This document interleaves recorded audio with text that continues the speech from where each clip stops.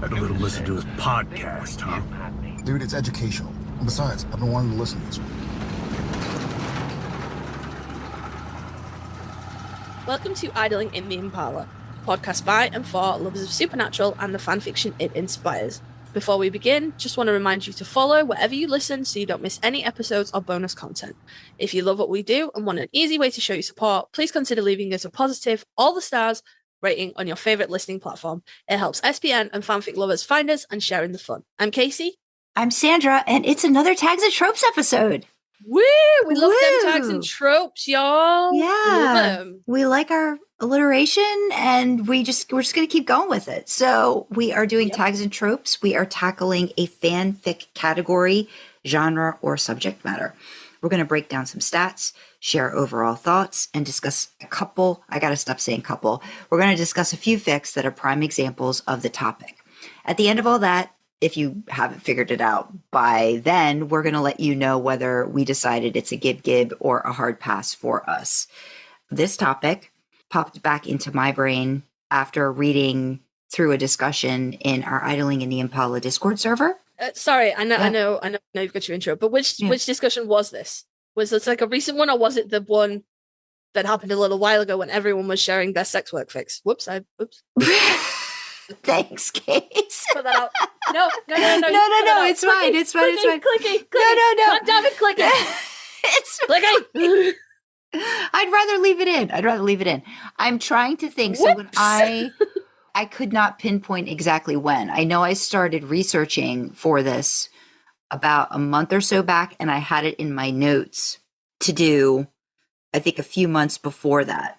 So I feel like we come back to this. I've seen this once or twice, and then there was a really big discussion about it so maybe a month or so ago.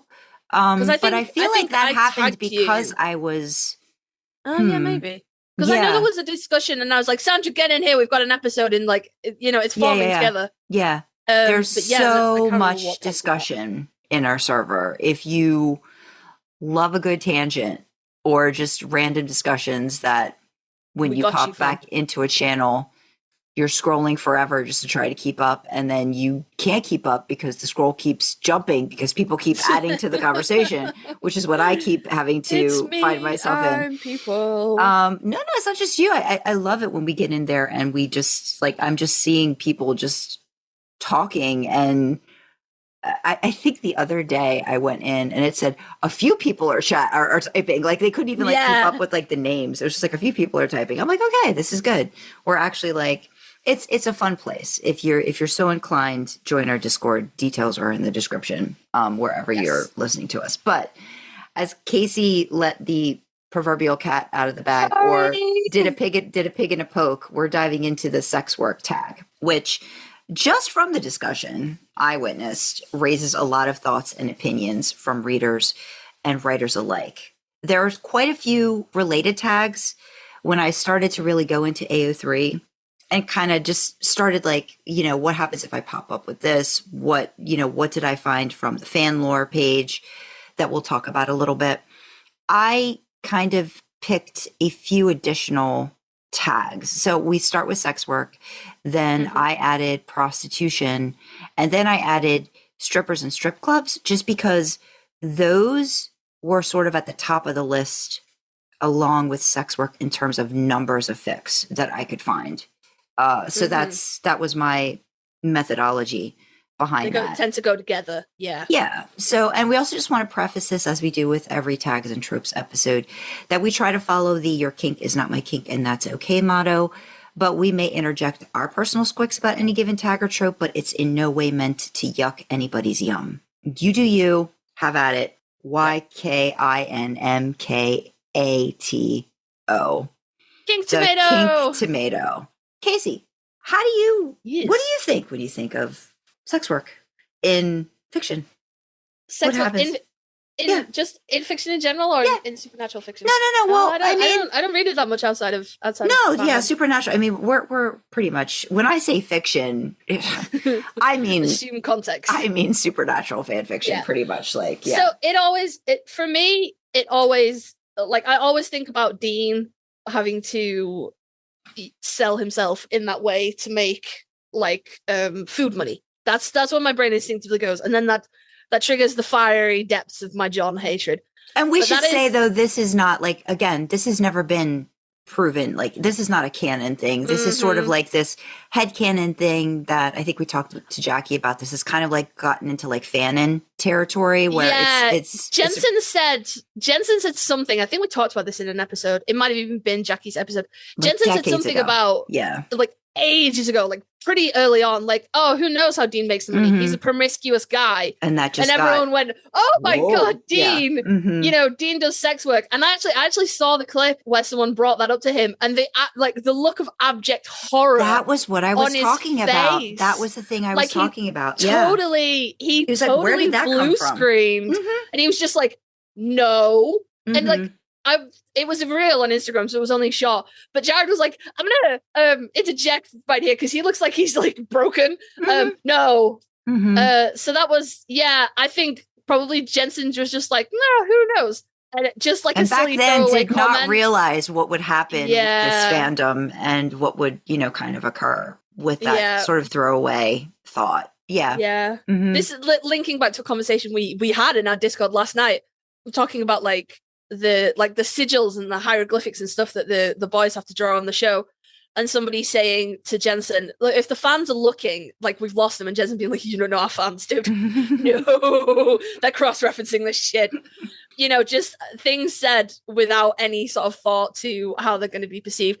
It is like a sort of accepted fanon now, and it is one that I subscribe to, because how else could he have, you know, he had to feed Sam and he had to feed himself, and there's only, when you're in a small town, you know, there's only like, you're gonna get caught stealing at some point, and then what do? You know, you get barred from the grocery store. What are you gonna do?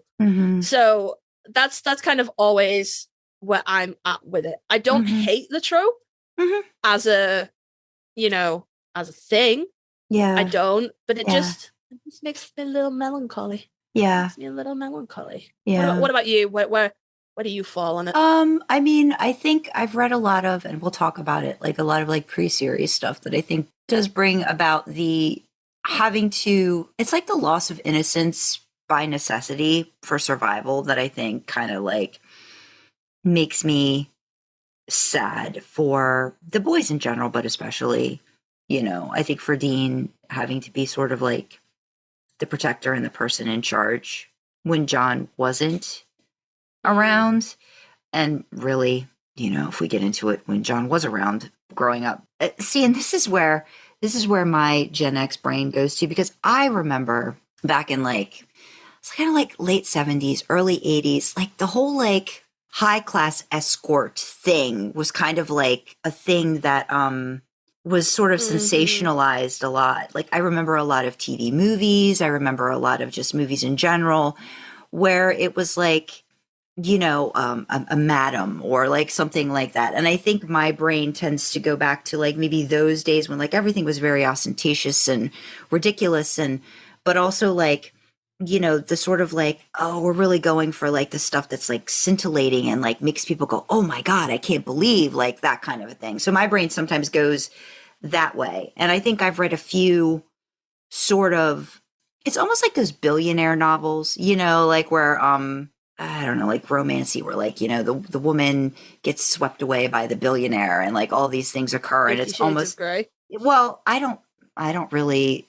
Well, I mean, I guess that's an example of one, but I like, having never read it all the way through and watching the movies and being highly underwhelmed. I just feel like that's sort of like a trope that you can kind of like maybe sort of marry in with this, where it's a transactional relationship, you know what I mean? And I feel like sometimes I feel like the monetary, the class level aspect of it from my 80s brain goes back to that aspect of it. And I think I've read a couple of Dean or Sam or whatever, like being the escorts, right? Like the high class escort situation, but not that many, but like actually goes there too.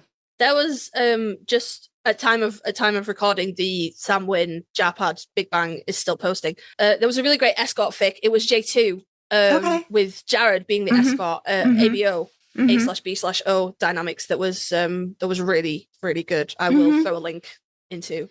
And I think there's one recently that I know we've talked about with BJ. Like BJ wrote one that was a A/B/O where Dean is an escort. I can't remember the name of it right now, but it was one of the first things I read by BJ that released Starscream. And I was kind of like taken by that aspect of it, you know? And again, we get into kind of like, I know it's not, now it's problematic, but like I think of Pretty Woman, right? Like the hooker with a heart of gold kind of a scenario. Like that kind of a thing comes to mind for me generationally. Like those are the things I think of. But I do, if I'm thinking about just supernatural, more often than not, it's about what, you know, Dean had to do to put food on the table kind of a situation. So yeah.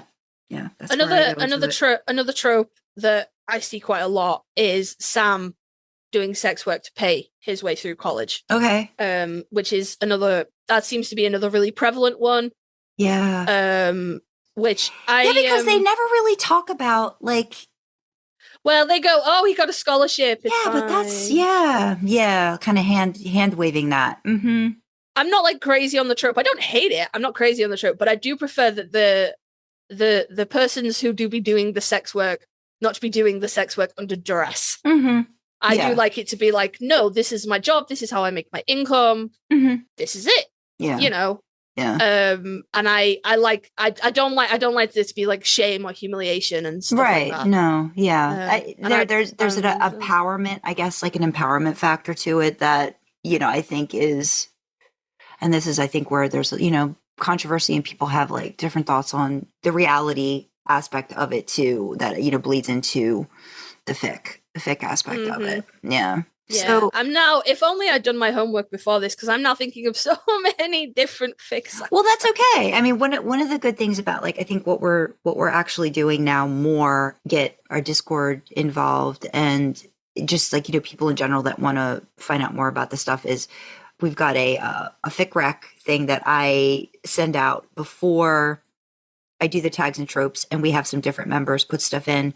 So if you want to get a chance to read more about the recs and stuff, actually do join our Discord, and then that's where I'll post a link to the table and everything where, you know, you can see what other people recommend along those lines for whatever trope or tag we're discussing. So you can always put them in. Kasey, I will throw some in. Yeah, I've thrown some in this document that are ones that I've just discussed. But I will throw the other ones in the rec. Maybe I read more sex work than I thought I did. Well, because I think, like you said, you find sometimes it's more about the pairing, you know, and then you'll find that this is the scenario that they put the pair, the ship in. So from the Fanlore page for sex work, sex worker refers to anyone employed in the sex industry. This is a topic explored widely in fan works, often as an AU.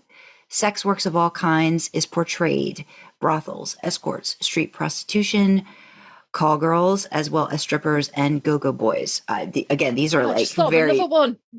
So, I mean, the sex industry of broad and some occupations in the industry do not involve the transaction of any sexual acts. Most fan fiction exploring sex work is mature. This is where I was like, I would assume, but I guess not. Like, one of the fics that I rec actually isn't, I don't think it's mature. It might be just because of language, but in terms of like the material or the content in it there would not be sexual acts that would, you know, have been talked about. Or I think that's a teen. Oh no, it is mature. It's mature. Yeah. Again, I would assume for language. Most of the time, one character of the pairing is the sex worker and the other is the client, though some stories have both characters as sex workers. In a brothel type setting or a scenario with character living on the streets, more of the canon cast will be sex workers. I'm actually thinking of Jane, our lovely Jane.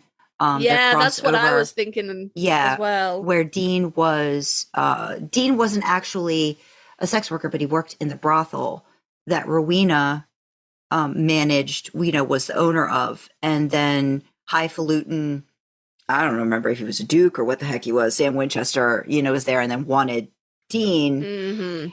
And, you know, Rena was like, no, that's not happening. But then, you know, stuff ensues, and there you go. So it leaves a lot of options open. You know what I haven't seen a lot of, though? Maybe I'm not looking in the right places. I've seen quite a few of like those sort of more historical period-y pieces of like those old-time brothels and things like that. Yeah. I've seen, a lot of street corner type sex work. And I've seen a lot of Sam Winchester does porn to pay for college. I don't think I've seen any like Sam or Dean does OnlyFans on TikTok or something. Bring us into the modern age, people. Well, so update your sex work fics. That to the was modern the thing age. I was thinking of too. And again, I think this goes back to how, AO3 is very like, these are guidelines for tagging, but like, it doesn't it's almost like if AO3 went through some sort of a survey or took you through steps as you were setting up your fic, like, does it fall under this? Okay, do you want to check this, and this? Instead of you having like to plug it in, because the types that they list on Fanlore include like camboy, escorts, hooker fic, phone sex operator AU, porn star AU. Oh, shit, I thought of another one. See, that's what I mean. So, right, no.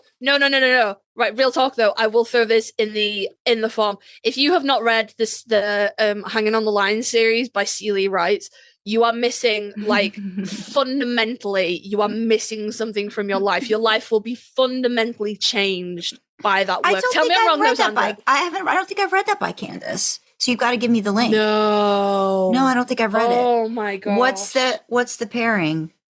It's Wincest. Okay, that might be why I haven't come across it. Oh, so, yeah, maybe. Yeah. Sam is a sex phone operator, and Dean calls in like a bit of mild gay panic. Doesn't realize that it's Sam. Sam gets him off good, and then Dean calls back like, "I literally can't stop thinking about this." And then they figure each other out. I think at the end of the second one, and then they meet up, and then like. Dean's trying to be all macho, and Sam's like, "Dude, my voice though." It's the hardest fucking thing. I swear to God. Like, I'll throw it in. When we have these revelations in real time, where we're like, "Oh no, wait, no, this is actually no. I'm thinking of this, and this." So when you talk about OnlyFans, I mean, I assume the camboy aspect of it, but like I said, I went through AO3, and I started searching for those, and I really couldn't come up with like a ton. So that's why I didn't focus on a lot of those. But I was also surprised, like, not a lot of like porn star, porn star AUs, because I know I've read a couple, or I've like seen summaries of a couple. So, and even like this, like the strippers on its own. I have the best. Like if you do strippers on its own, but strippers and strip clubs, then you get a ton. So it's interesting the way it works, on AO3. If you haven't read Fluffing Actors by Whiskey Boys, I don't know what to tell you. Apparently, I read dickloads of sex work. I just don't attribute it. My brain doesn't work that way. My brain goes, "No, this is porn stars. This isn't sex work. Shut up."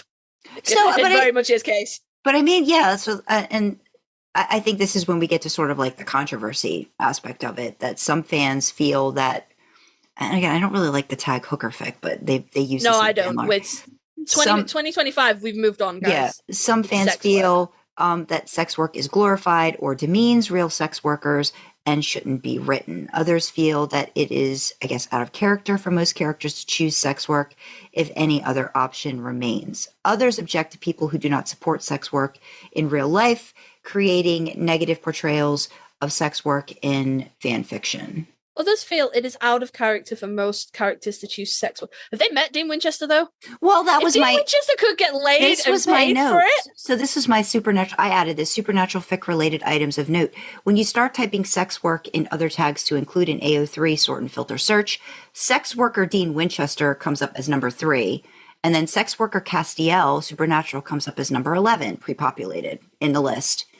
And then the implied referenced underage prostitution and underage prostitution are used often to delve into the headcanon fanon that the boys, more often Dean, resorted to sex work when John left them for weeks on end, alone, to fend for themselves. So it's there. It's just not necessarily, like you said, like it's not it's not maybe intuitive. You know what I mean? Like if you're not tagging it yourself and you're like, well, okay.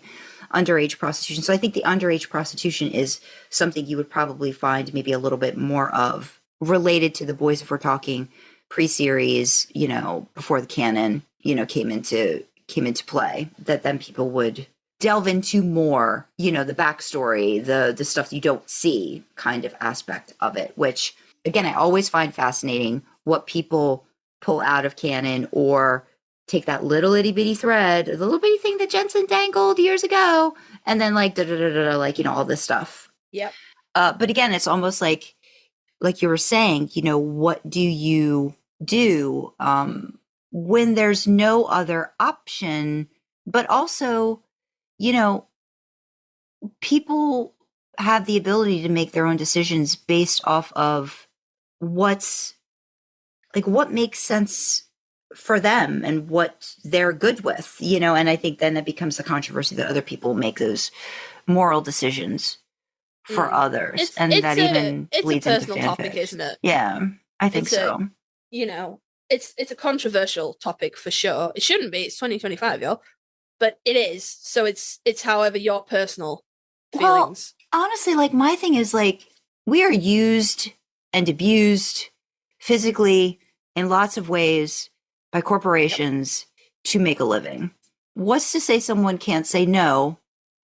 My autonomy, what I choose to do for myself, I have more, I don't know what the word is, but it's just, yeah, but not even the agency of it. It's just like, you know I'm worth more, or I don't want to give up myself to someone else without knowing.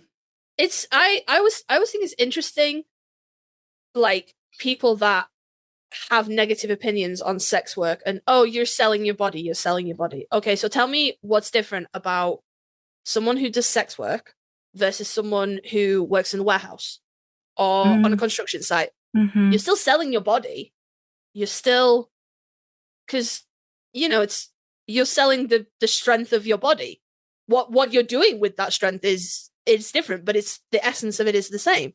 And they're just going to use you until and they're going to use you until you're not good for them anymore. Case in point. Yeah, exactly. My husband. You know, it's just like, you know, we're just going to use you until you're no longer useful for us. And it's a very it's just, I hate it. I hate capitalism. I hate consumerism. I like all of it. It just capitalism. It just gets me. It just gets me so pissed off to see people just being thrown to the side once they're no longer useful, and there's they don't have a lot of options after that. So it's like, yeah, like you said, agency. Make those choices for yourself, and if you're good with it, you're good with it. Nobody else really should have anything to say about it. But that's not like is that the tipping point that you must be unwillingly selling your body? Then that makes it respectable in some way. If you go, no, I'm going to sell this part of myself because people will pay for it. It's the oldest profession in the world for a reason, guys. Well, I think that's disgusting. And how dare you, like we have such a weird, like puritanical view of sex as a Western society, but I don't think it's any better in other parts of the world. Sorry. But like, no, as a society, it's a weirdly like puritanical now. Like, no, just. And still so taboo, right? Like, it's just, I can't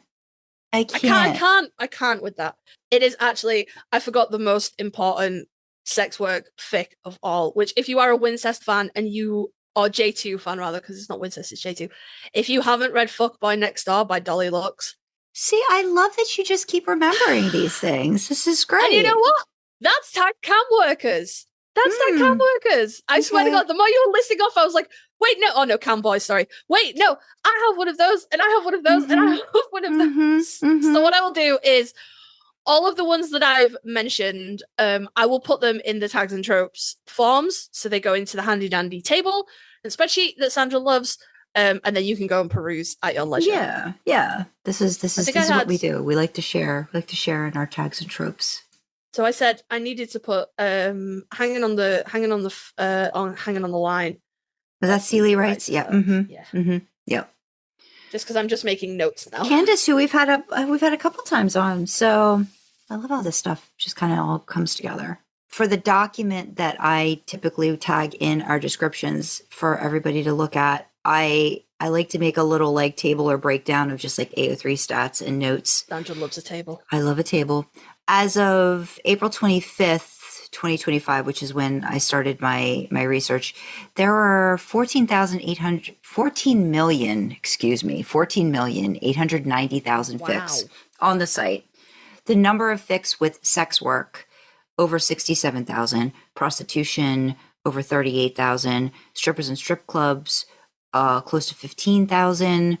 So across all fandoms, almost 121,000 fics, which is just around 1% of all the fics on the site. That's insane. For supernatural fandom, that accounts for about, I think, 5% of all of those fics. Supernatural fics, just supernatural, not supernatural RPF. It's over 303,000 right now total fics, and supernatural RPF were at about 23,000. So under those tags for the supernatural tag, which is what I'm going to be focusing on just in the table that you'll look at, there's almost 5,000 fics that have either sex work, prostitution, or strippers and strip clubs in the tags. It's about 2%. And then it's kind of weird because in the supernatural RPF, there's around 3% out of the total. So a little bit more, I guess, in RPF, maybe because who knows, maybe the AU factor of it all. I think the AU factor contributes to that massively. Kind of does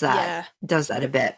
But yes, I've got a table where, basically I went through sex work, prostitution, strippers, and strip clubs. I like to just screenshot ratings, warnings, categories, characters, relationships, and the additional tags. So if you want to take a look at them side by side, whatever you can.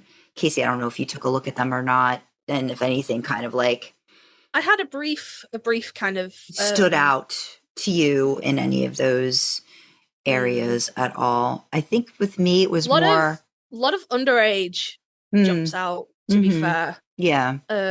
Rape/non-canon underage, which is, again, given what we discussed about, Dean and Sam's various needs for money, it does track with that. And I think with characters across the board, Dean Winchester's always at the top. And then, it kind of... See the Sam or Cass, and then, I'm just mildly uncomfortable with Bobby Singer being... I always wonder if it's in there just because it's, again, he's just a supporting character in the narrative overall. Again, who knows when it comes to that. Slight tangent. Do you use the character tags when you post fics on AO3? I do. Even though like a lot of the times what I'll be doing is, if I do OFC or reader insert, I still put it in. So I'll put like if Dean's in it or if Dean or Sam, if they're in it. I did that a lot with Some Sunny Day when different characters would pop in or, pop into the storyline if they were mentioned or they were not mentioned, but like if they had a decent scene or something in, say, a part of it, I would mention them being in it. I kind of always debating that too, because I'm like, do you just put them in because they pop up, or do you put them in more because they have an important role in the fic, or because they're being paired or shipped in it? It's like, I think, again, that's open to how people decide they want to. It's always choice. I only asked because I was having a conversation when I was posting my most recent fic. I was having a conversation with Dreamer, my beta and bestie, but in this capacity, we were working together as beta and alpha, and she was like, "Oh, you got to put the characters in," and I went, "I don't do that," and she's like, "What do you mean you don't do that?" And I went, "I don't tag for characters," and the reason that I don't tag for characters is because my works tend to be very narrow. I don't tend to include a lot of extraneous characters. It tends to just be the main pairing, and if I do include like external characters, they tend to just be random NPCs that I've generated, because I feel like I have to really know a character to be able to write them, and I don't know like Bobby or Castiel or anybody else that well. But also I find the character filter annoying, frankly. Because people do like what you do, Sandra. It's like, so you've got, say, Sam's not a main. Oh no, I think you might have him as a main parent. But let's take Some Sunny Day, for example. The pairing is Dean and original female character, and that's that's the story, that's focus, right? Mhm. But let's say I'm looking and I'm like, oh, I want to read fics with Sam, right? Mhm. And I can't, like, I'm not particularly bothered what pairing it is. I just want Sam and somebody. Well, you can't search Sam / somebody. So you filter Sam in the characters, and then fics like Sandra's, where Sam is not a main character and not a pairing in the fic, will come up. And then I'll be like, this was not what I wanted, guys. This was not what I wanted. I guess. So I just don't personally use it. I guess I do like a reverse engineering thing in my mind where I'm like, if there's somebody that does, want to search out, maybe not even necessarily where, say, Sam or Dean, Sam or Dean are even like the main characters, but they're in the story. I figure I put them in there because I don't know how everybody's going to decide to use the search, because I figure it's another way to.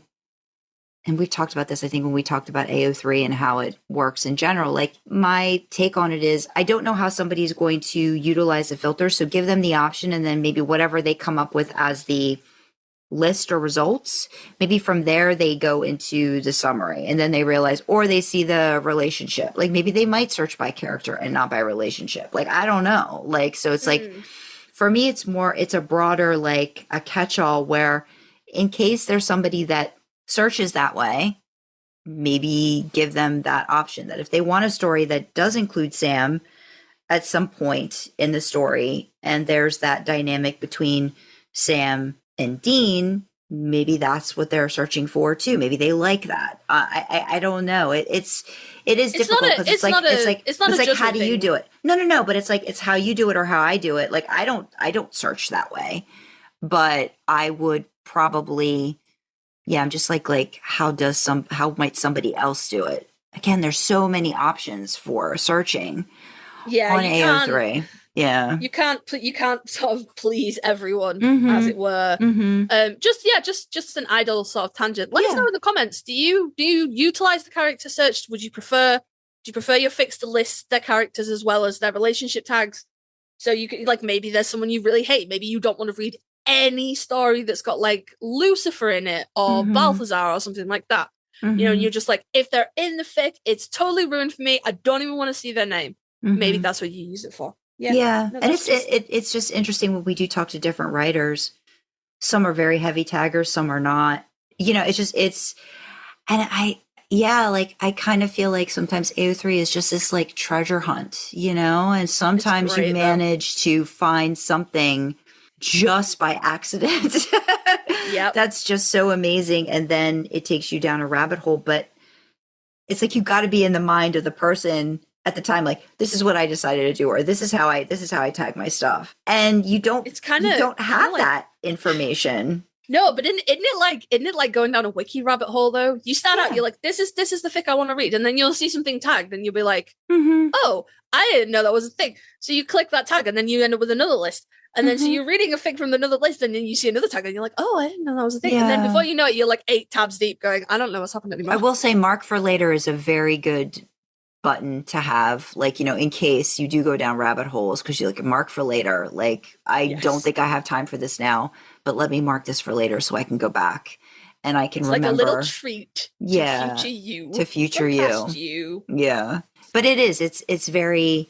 Yeah, and I understand there's no judgment in that. It's interesting how different people, because I know Dreamer's a very heavy tagger, and like tries to tag for everything. And then sometimes I'm like, do I mention nipple play just because Dean goes to town for like 2 seconds? Like, is that going to really like fulfill somebody's need or not? Or do I just like go, like, it's hard. It's hard to figure out what to tag for. And are you going to, like you said, are you going to have a reader disappointed because it's not in there? Like, does it need to be in there at least 15 or 20% for you to tag it? Like, these are all like questions in your brain. What is the like the saturation of something in your fic before it makes it into tags? It's an absolute art, not a science, and it's very, very personal. I don't mind the wall of tags.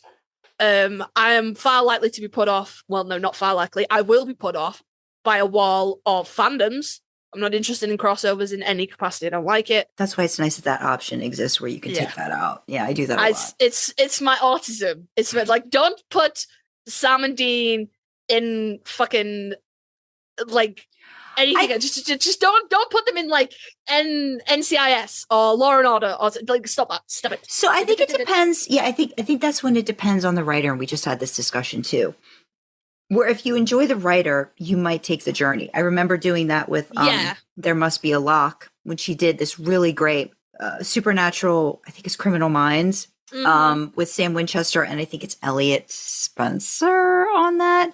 And the relationship there was so very interesting in the parallels.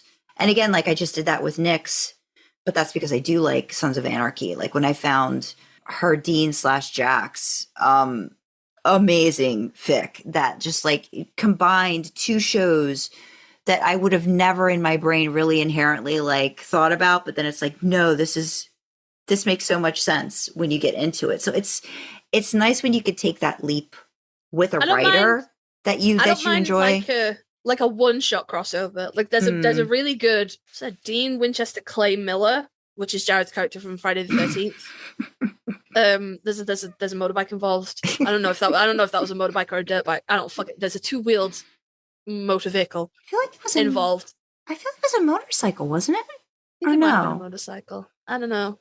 I don't know if it's big enough to qualify. I think the shirt just overpowers all of your thoughts at any given moment. I don't remember a lot about that movie. I remember there being a really pointless and gratuitous sex scene between two characters that I didn't give a fuck about. And then the poor girl had to walk around full frontal while the guy got to cover up. And I remember being irrationally angry about that. Yeah. And then Jared turned up in that shirt. And all was forgiven. I don't remember a lot of I know he pushes Jason into like a shredding machine at the end. And I know his sister was like under the floorboards or something. Yeah. Look, that shirt carried like Jared carried like 70% of that movie, and the shirt carried like another 20%. Ted and I watched that movie primarily for you. Ted and I watched that for you, and we were like, "Did you like it?" Yeah, I enjoyed seeing Jared very tan, very form-fitting shirt. In the shirt that doesn't fit. That was very nice. I don't know if my husband got as much out of it. No shame if he did. All about it if he did. Like we're not king shaming anybody. Yeah. You know, like a nice chest is a nice chest. Yeah, is all I'm saying. But I think we thought the same thing with that scene, with the sex scene. Like, here we go. Yeah, and it was at least one of those in there, right? Yeah. It was literally like ticking, like going down a checklist of like 80 slasher movies, and they were like, people be fucking. My Bloody Valentine did that too. I mean, that, you know, there was that really gratuitous like sex scene where, you know, the woman was full frontal and like running around. To be fair, though, frontal.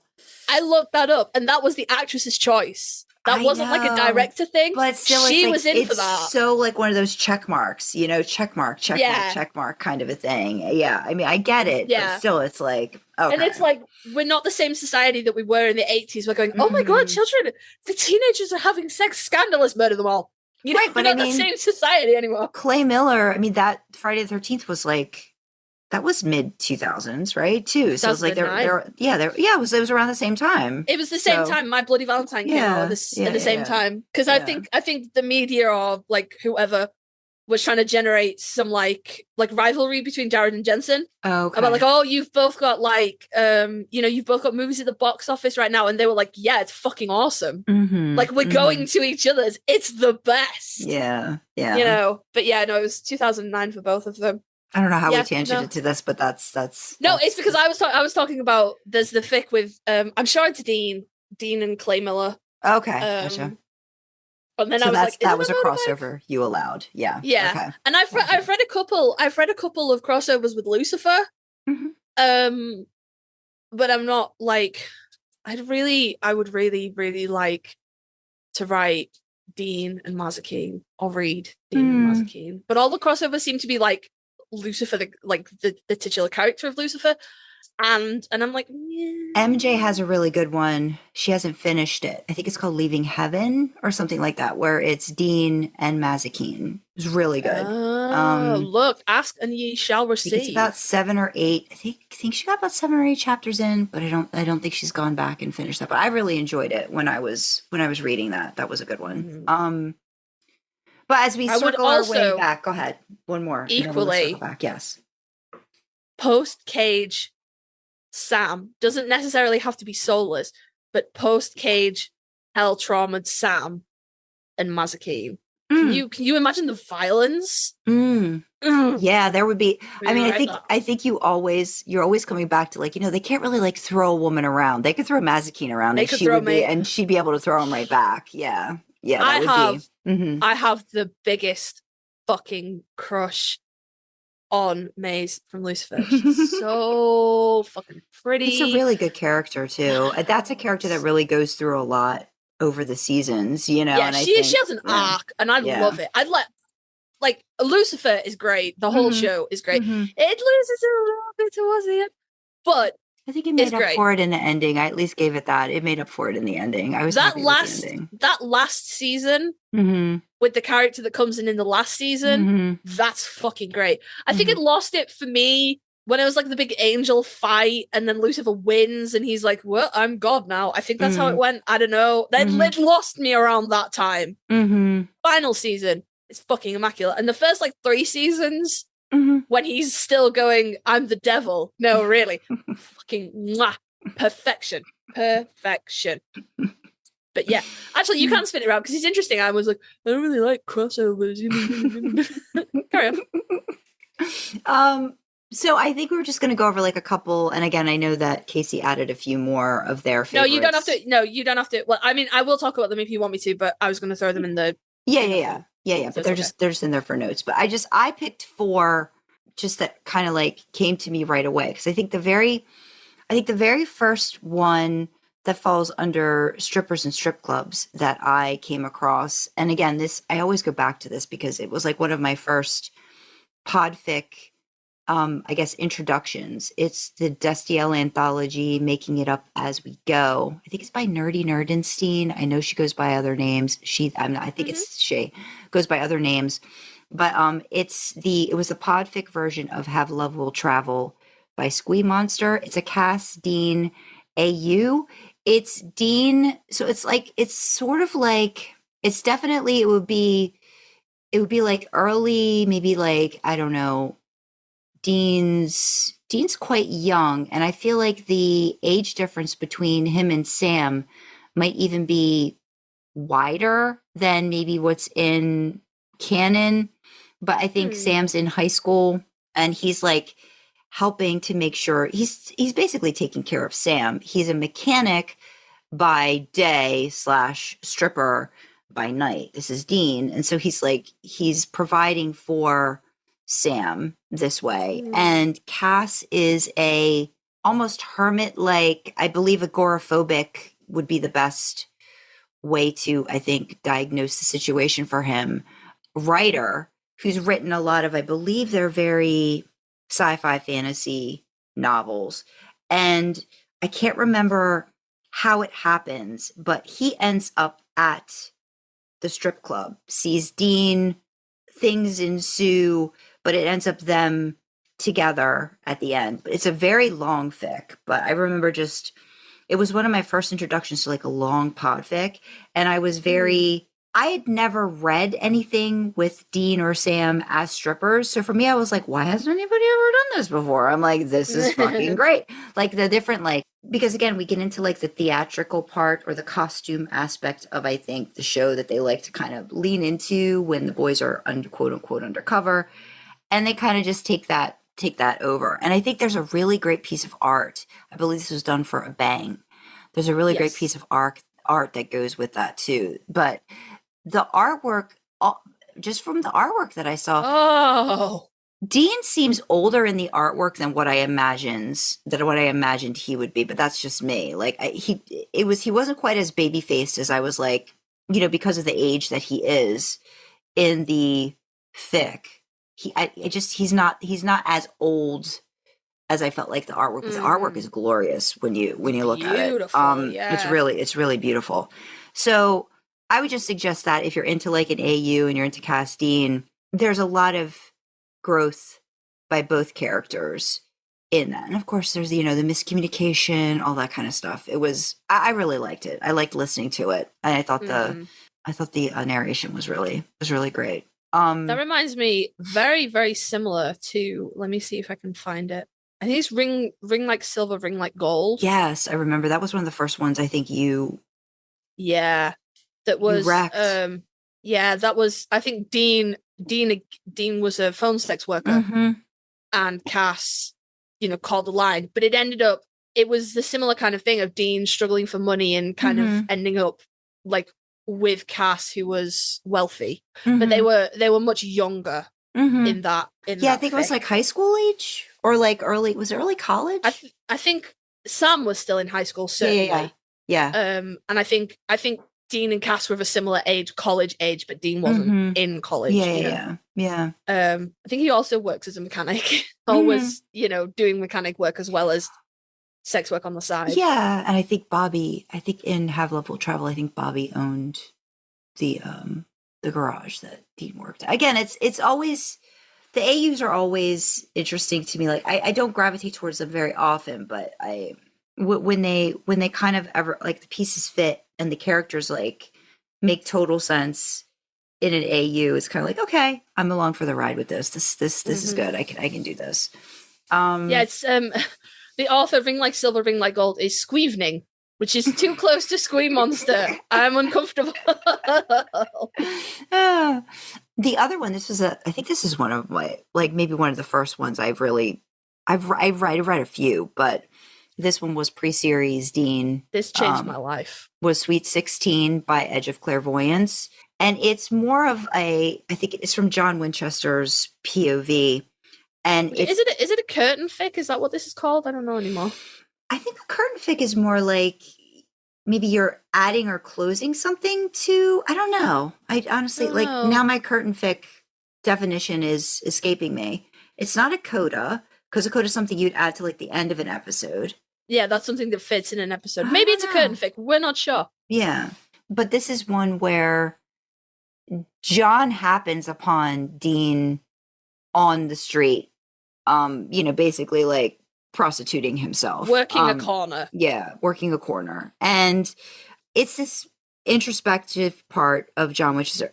Edge of Clairvoyance is one of the only people I think that can make me have some sympathy for John in very limited bouts, but they're able to do that for me. And I was very taken by, I can't remember all the specifics, but the fact that Dean was making choices because of the fact that John had ostracized the family from, say, Bobby or different things like that. And he was coming back, I think, from a hunt and had seen Dean on the corner working. And Sam, I think, was not doing well, or was, I think it was wintertime. It was cold. There were all these different things that had gone wrong while John was away, and Dean had done the thing to make sure there was money and stuff for Sam to, just be able to be sustained until who knew when John came back. So it's that, there's no other option, but also like Dean's going to make, I think, the choice that makes the most sense at the time, for whatever has to get done for Sam. And that was, he had to become, I think it was around his 16th birthday. He was going to do something for Dean, but knowing that, his innocence was already gone for a lot of other things, but that had been taken away from him as well, because he was making choices that a 16-year-old shouldn't have to make, but was put in that situation. So it was very heartbreaking. I'd narrated this, so this was like my first introduction to Edge's stuff. And I mean, every once in a while I'll go back and I'll read something by Edge, and I'm always just like, they really like to delve into a lot of pre-series stuff, but I'm always very interested in what they'll come up with And they do various POVs. It's not just John. And I think we've wrecked a whole bunch. I know I've wrecked a couple more of their stuff when we've done different. I think maybe another Tags and Tropes, I think, might have wrecked some of their stuff. But definitely, if you want to get your heart just ripped out, that fic I feel like is for you. It's really, yeah. I think I'm just sort of skimming through it now. Dean's very like frank about what it is. John's asking very not pointed, they're very blatant questions, and Dean's very frank about it. And because we're in John's head, you kind of see this dawning realization of, oh my God, what have I done? Which is, like Sandra said, it's one of the very few fics that can elicit a feeling other than loathing for John Winchester, because you see this man who it's really, fucking slammed in the face how badly he's fucked up and what his son is having to do because of him. And it's like changed my life. Yeah. Changed my life. And then another one that I came up with was by Kasey. It's Not For Sale, KNOT. But Kasey's known as Sam is my safe word on AO3. And it's a crossover. Who would have thought it?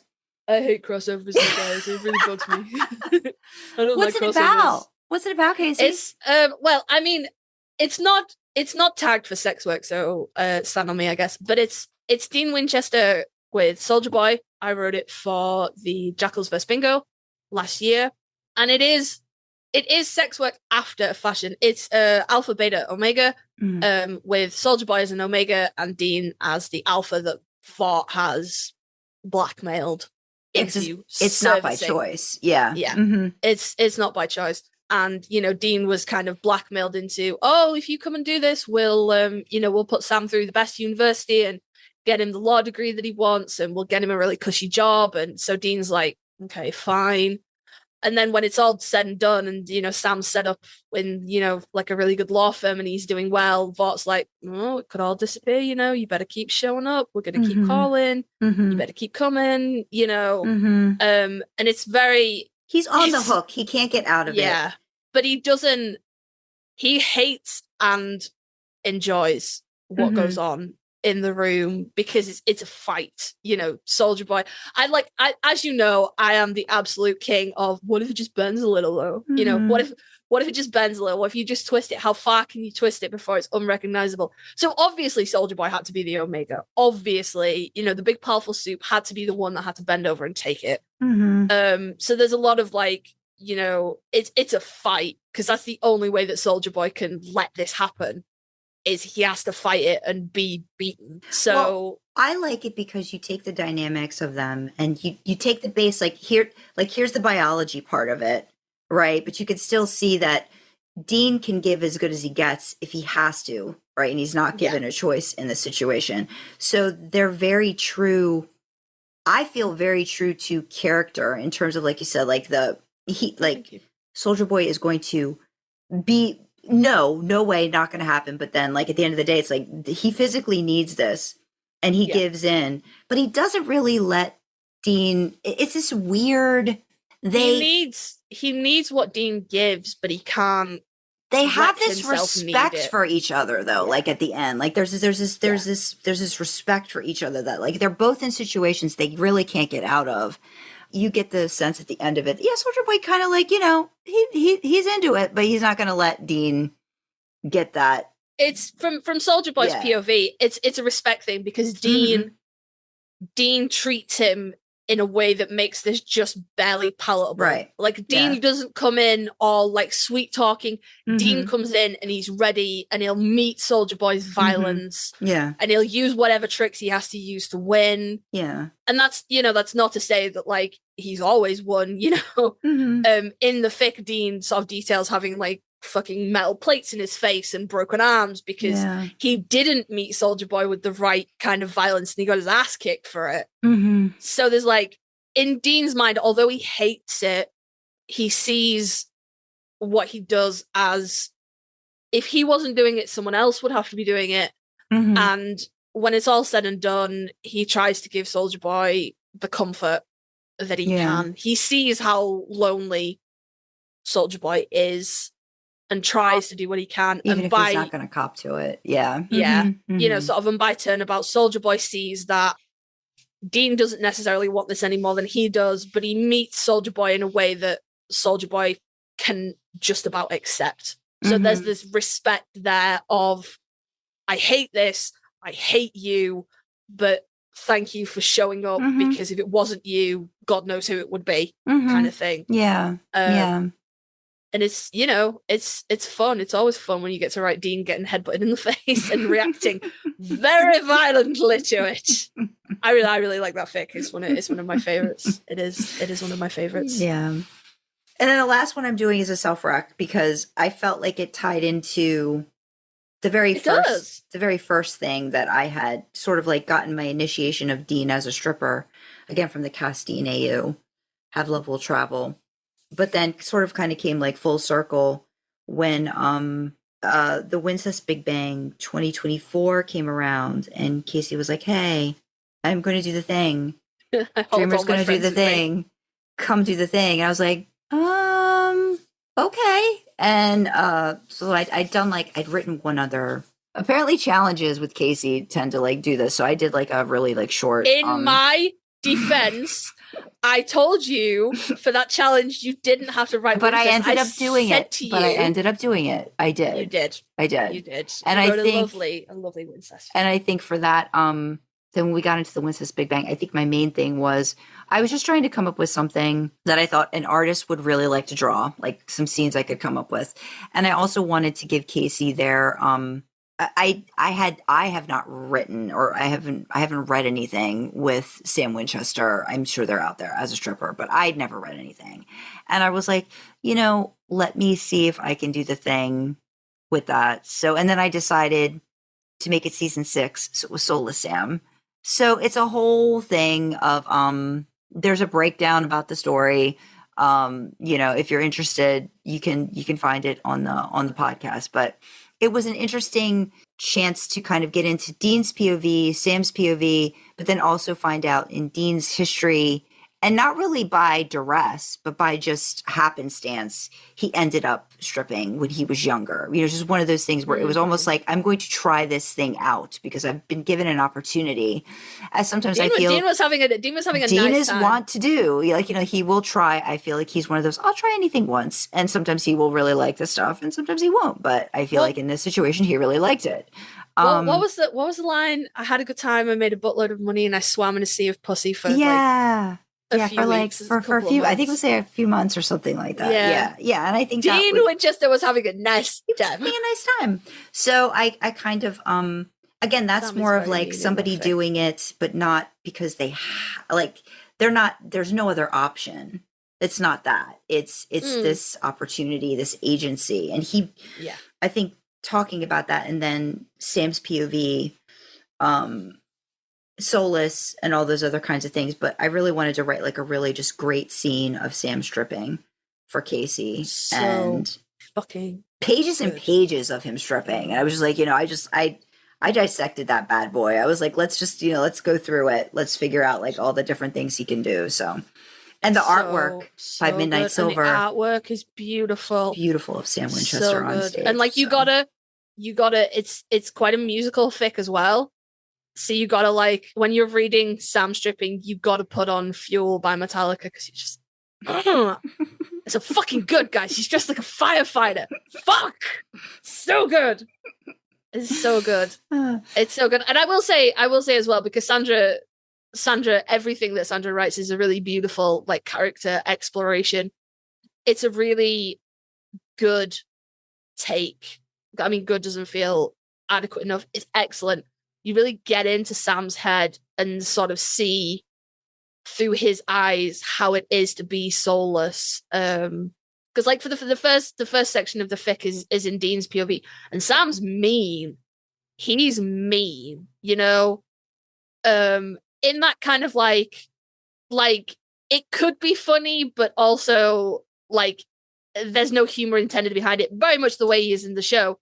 You know, with the things he's like, couldn't I do all of that and have sex with a hippie chick? You know, like kind of more like when they meet the fairy woman in Clap Your Hands If You Believe, and he's like, oh, if you want to add glitter to that glue, like that kind of front and mean. And it's, it's kind of hard to take. And then when you switch to Sam's POV and you see actually how fucking hard he's trying to be the person Dean wants him to be and how difficult it is, and just go read it. It's fucking excellent. It's just gold star. It was fun.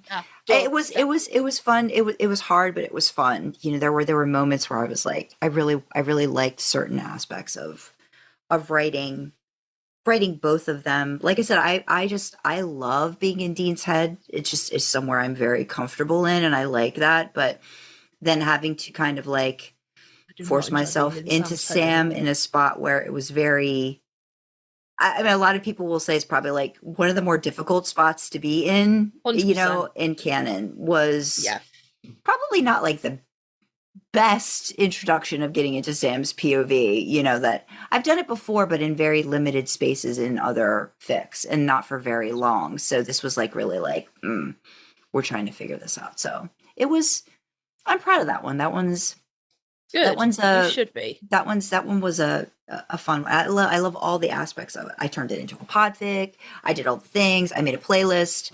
I think at one point Beautiful. I made a version with the music, but of course I can't share that, because we'll get pulled YouTube down. Will cry. So, but I made a point of wanting to intersperse the music in the key scenes that were important that I'd referenced, and I did that, through my podfic. So I can't really. I think I shared it. in Discord. Remind me when we're done with this. I want to talk to you about that. Okay. But write that down. Somebody write that down. All right, podfic with music. Okay. But that's pretty much what we came up with. And like I said, I know we'll have more. Kasey will put in some of their stuff.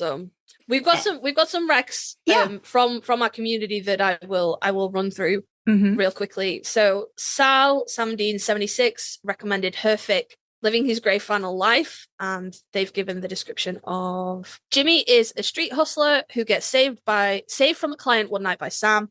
Jimmy flees in the morning, not trusting anyone after his parents threw him out for being gay.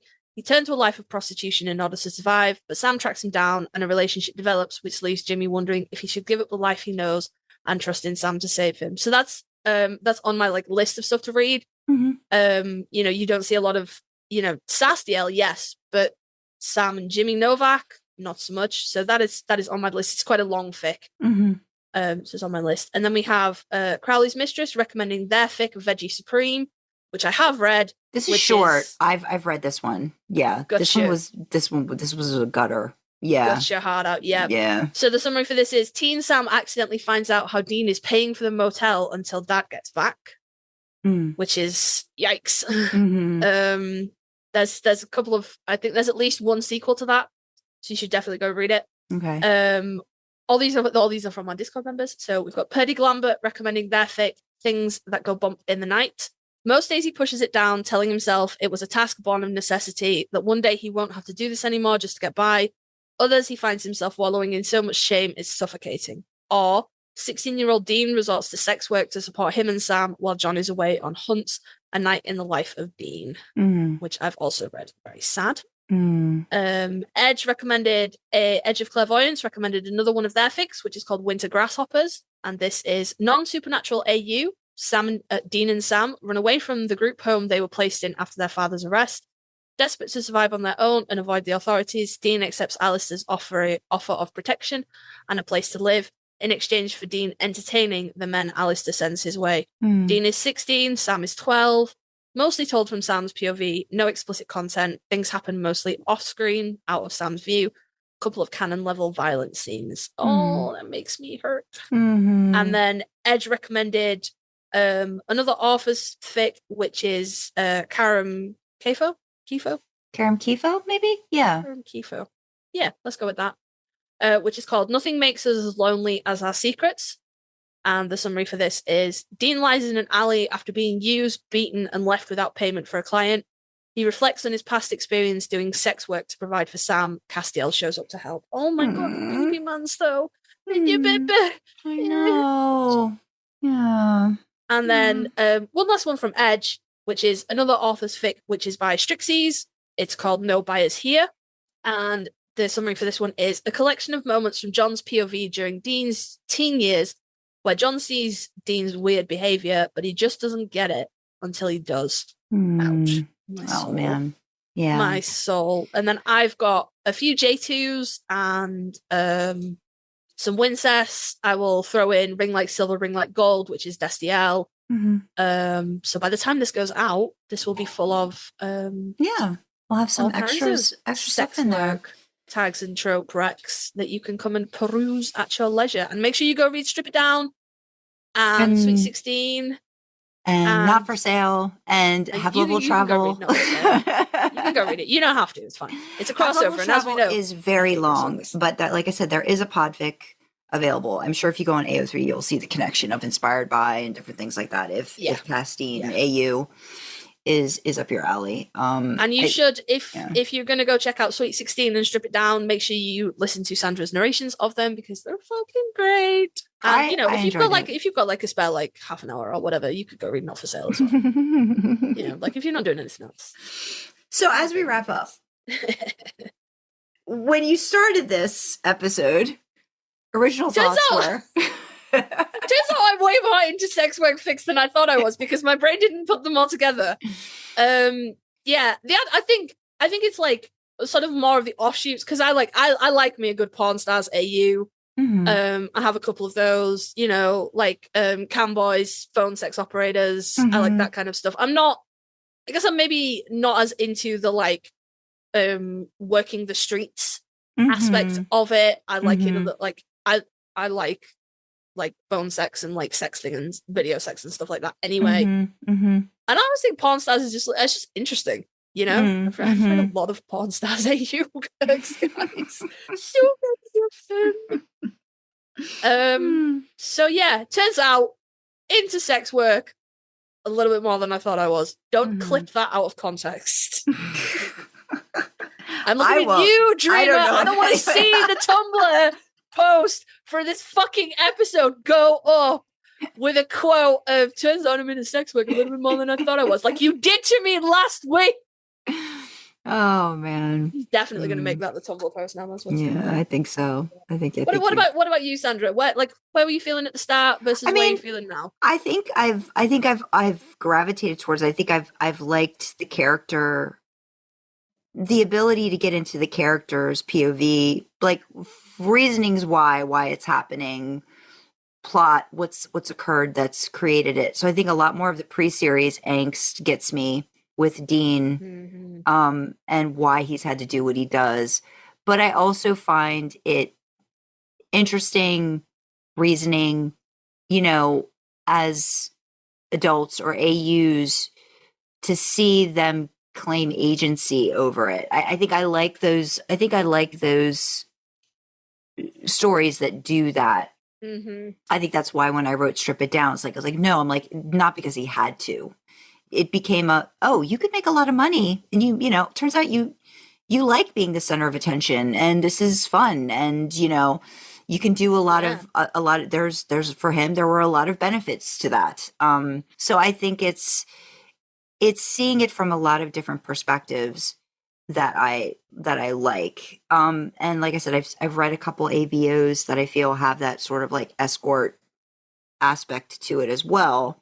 It's pretty popular in that. Yeah, and and I like a good phone sex fic, or like the video chats, or like I've read a lot of things that are like along that line, but don't fall into sex work. So them. Yeah, we've written them. They weren't sex work, but we wrote them. So it's to see that all of those things can fall into that tag.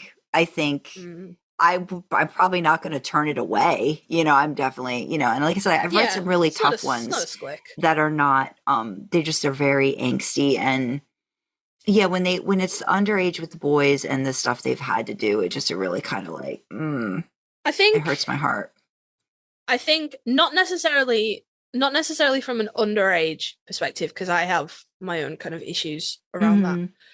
But I like to write kind of dark things. I think it's an interesting place to put the boys into and explore true desperation.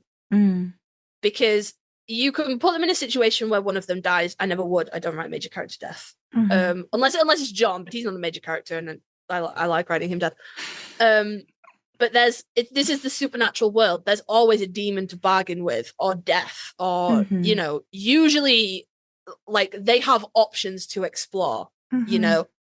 Being tied up, monsters, fights, like violence is something that comes very naturally to them. That's not necessarily a state of desperation, but you put Dean in a place where he has no money and he has nowhere that he can steal or hustle, or this is the only way he's going to keep food in Sam's belly. I think that's an interesting place to explore what true desperation would mean to a Winchester and what they would do to resolve that situation. But again, that's coming from someone who quite likes to write and read dark fics. I understand that's not Sandra's vibe. Yeah, but I like I said, I think more it does depend on the writer too. And like I said, I think Edge opened me up to being okay with dealing with that angst and that dark, that little bit of that darker side of it. That I have to be in a headspace for that. I have to want that. And it's like that's not my go-to. You have to get the email that says Sam is my safe word has posted a new work. Yeah. Yeah, absolutely. Yeah. Okay. Deep breath. Steel self. Yep. What have you fucking done now? We did find out though. We did find out recently that Sandra does have lines for my bullshit. She does have lines where I was having a conversation publicly in Discord, and Sandra doesn't necessarily join in publicly unless she's got time to devote and sit down and be like, I'm doing nothing else. So I'm having this conversation and I'm like, I'm going to do this and it's going to be fucking disgusting. And I'm like, I'm in with all all my dark fic buddies, and we're like, what if it was like this and what if it was like this? And I just got a DM from Sandra that was just like, if you write, I love you, but if you write wound fucking, I'm not reading it. I will gloss over that. I will quickly gloss over that. We respect that. Did we come down in the line that if it was just fingers, you might be okay, but if I put dicks in cavities, you were fucking out? I read Dreamers that had that happen, and I was okay with that. But I think if dicks get involved in wounds, I think I'm noping out of that. So as like I said, I will probably read your story up until the point of that happens. So you may just need to in big, bold, on AO3, Sandra, don't read this part. Sandra, it's okay to read this again. Then I'll know when I can stop and start again. I'll put a special line break and be like, don't read past this. And then when you see it again, you're totally fine. But no, it did really tickle me because I was like, our Discord community is, we don't yuck anybody's yum. So if you throw out a batshit idea, inevitably somebody will come along and be like, oh my god, what if though? We were hella into it. I think I was arguing the point of not putting dicks in cavities actually, but we were well into it about, oh well, what about what's fingers and blah blah, and it's just bing, if you write this I won't read it. Yeah, not yucking your yum, just not my yum. I was like, that'll be something that I will probably I will pass over very, very quickly. I will glide over. Yeah. I will not read it. Yes. Yeah, this will not be part of it. But that is the boundary of healthy relationships and friendships and love. I love you, and I love that you're doing this for you. I want no part of it. Oh, but as we wrap up this episode, because we've got a couple of things to do today, let us know what you kind of think of the tag or the topic overall. If you want to get access to these forms and throw your own recommendations in and be able to see them and recommend for upcoming tags and tropes and stuff, join our Discord, links in the description. Yeah, talk to people about your stuff and have really great discussions, as you just heard.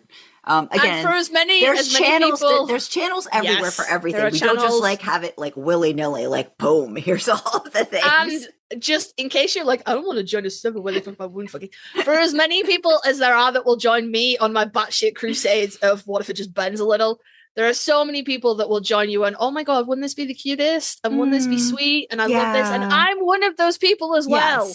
There's places for all of the things to happen. That's the thing. There's a spot for this, there's a spot for that. We've thought it through. We've thought it through. We've got there are safe spaces in the server. Yeah, there are safe spaces. You're not going to be assaulted by my nonsense.